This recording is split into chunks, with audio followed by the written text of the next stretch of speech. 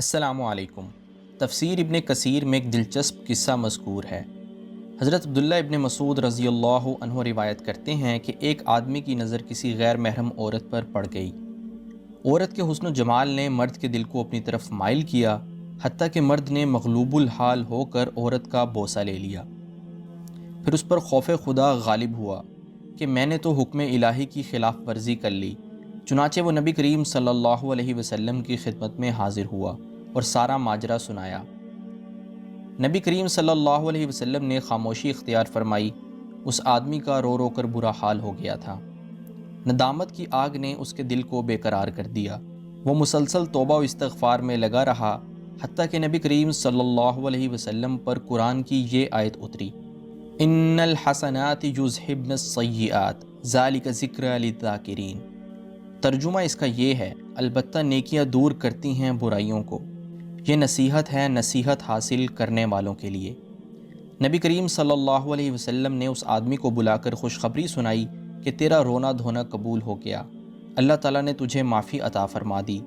اس نے پوچھا کہ یہ آیت خاص میرے لیے اتری ہے؟ رسول اللہ صلی اللہ علیہ وسلم نے فرمایا، نہیں، سب لوگوں کے لیے ہے۔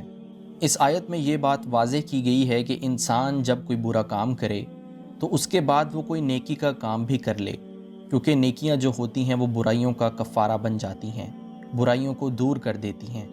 جیسے کہ ہمیں اس قصہ سے معلوم ہوتا ہے کہ ایک انسان نے ایک غلطی کی، اس نے ایک نامحرم عورت کا بوسہ لے لیا۔ یہ برا کام اس نے کیا، لیکن اس کے بعد پھر اس نے ایک اچھا کام کیا۔ وہ کیا تھا کہ اس نے توبہ اور استغفار کی، رو رو کر اور نادم ہو کر اللہ تعالیٰ سے اپنے اس گناہ کی معافی مانگی، تو اللہ تعالیٰ نے اس کو معاف کر دیا۔ اس لیے ہم سے جب بھی کوئی برا کام ہو جائے، چاہے وہ کسی بھی قسم کا برا کام ہو، تو ہم اس پر نادم ہوں، اللہ تعالیٰ سے توبہ کریں اور پھر ساتھ ہی کوئی اچھا کام بھی کر لیں، تاکہ ہمارا وہ نیک کام بھی اس برائی کا کفارہ بن جائے۔ بہت سارے لوگوں کا یہ سوال ہوتا ہے کہ توبہ کرنے کا کیا طریقہ ہے، ہم اپنے گناہوں کو اللہ تعالیٰ سے کیسے معاف کروا سکتے ہیں؟ تو وہ طریقہ بتانے سے پہلے میں آپ کو توبہ اور استغفار کے دنیاوی اور اخروی فوائد بتانا چاہتا ہوں کہ توبہ اور استغفار کرنے سے انسان کو دنیا میں کیا فائدے حاصل ہوتے ہیں اور آخرت میں کیا فائدے حاصل ہوتے ہیں۔ توبہ اللہ سبحانہ و تعالیٰ کی محبت حاصل کرنے کا ذریعہ ہے۔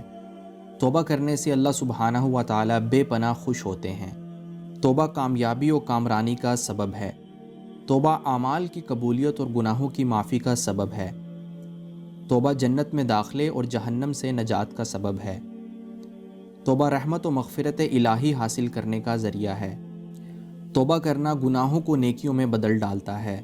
توبہ خیر و بھلائی کا سبب ہے۔ توبہ ایمان کی علامت اور اجر عظیم کے حصول کا سبب ہے۔ توبہ آسمانوں سے بارش اور کھیتی و باغات میں برکت و کثرت کا سبب ہے۔ توبہ نرینہ اولاد اور قوت و طاقت میں اضافے کا ذریعہ ہے۔ توبہ فرشتوں کی دعا کا سبب ہے۔ میں نے قرآن و حدیث کی روشنی میں یہ 12 فوائد ذکر کیے ہیں۔ توبہ کرنے کا کیا طریقہ ہے؟ توبہ کرنے کے لیے انسان 2 نفل پڑھ سکتا ہے، جن کو صلاۃ التوبہ کہتے ہیں۔ رسول اللہ صلی اللہ علیہ وسلم نے ارشاد فرمایا، جس شخص سے بھی کوئی گناہ سرزد ہو جائے، پھر وہ اچھی طرح وضو کرے اور اٹھ کر 2 رکعت نماز پڑھے، پھر اللہ تعالیٰ سے معافی مانگے، تو اللہ سبحانہ و تعالیٰ ضرور اسے معاف فرما دیتے ہیں۔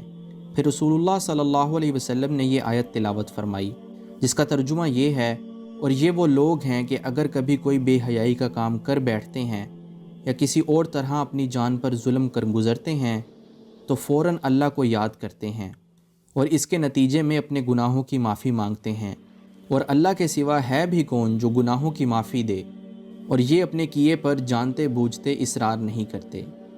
حضور کریم صلی اللہ علیہ وسلم نے یہ آیت تلاوت فرمائی، جس میں انہوں نے ہمیں یہ بتلایا کہ اگر کوئی انسان گناہ کر بیٹھے تو پھر وہ فوراً اللہ تعالیٰ سے معافی مانگے، اور اللہ کے سوا کوئی نہیں ہے جو انسان کے گناہوں کو معاف کر سکتا ہے، صرف اللہ ہی ہے جو انسان کے گناہوں کو معاف کر سکتا ہے۔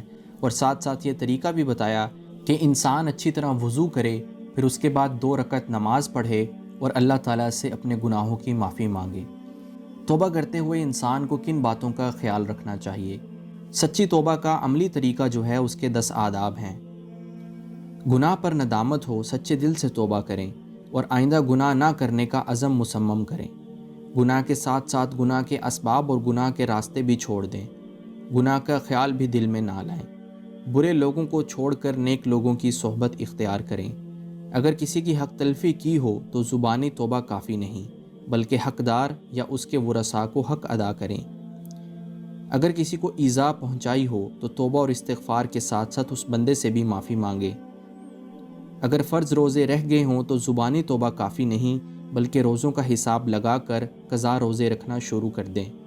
اگر فرض نمازیں رہ گئی ہوں تو زبانی توبہ کافی نہیں، بلکہ نمازیں شمار کر کے قضا پڑھنا شروع کر دیں۔ حج فرض ہو جانے کے بعد ادا نہیں کیا تو زبانی توبہ کافی نہیں، بلکہ حج ادا کرنے کی کوشش کریں۔ زکوٰۃ اور مالی عبادات میں کوتاہی ہو گئی ہو تو زبانی توبہ کافی نہیں، بلکہ گزشتہ سالوں کی زکوٰۃ کا حساب لگا کر ادائیگی کریں۔ تو یہ ہیں وہ چند باتیں جس کا انسان کو توبہ کرتے ہوئے خیال کرنا چاہیے۔ اللہ تعالیٰ سے دعا ہے کہ اللہ تعالیٰ ہمیں گناہوں سے محفوظ رکھے، اور اگر کوئی گناہ ہو جائے تو توبہ کرنے کی توفیق دے۔